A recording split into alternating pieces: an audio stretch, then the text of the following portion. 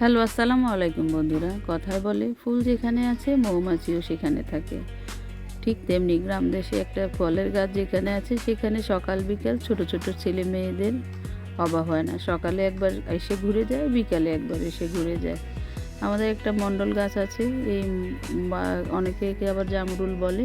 এটি গ্রীষ্মকালীন ফল, ফলটা বেশ সুস্বাদু। তো ঠিক আমাদের গাছটার নিচে এভাবে ভিড় জমায় ছোটো ছোটো ছেলেমেয়েরা, তো ওদেরকে দিয়েই কিছু জামরুল পাড়ালাম।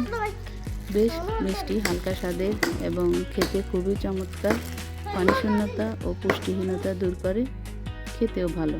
দেশি ফল বলে কথা, ফরমালিন নেই, একদম পিওর, গাছ থেকে পাড়া।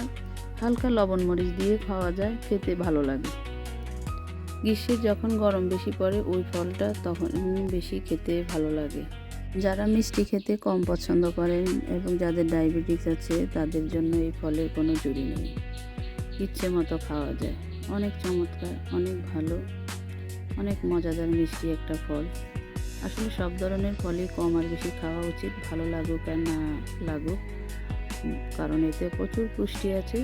দেহের চাহিদা পূরণ করার জন্য এবং সুস্থ থাকার জন্য আমাদের প্রতিদিনই ফল খাওয়া উচিত, এবং সেটা যদি হয় দেশি ফল তার তো জুড়িই নেই। দেশি ফল খাই, সুস্থ থাকি।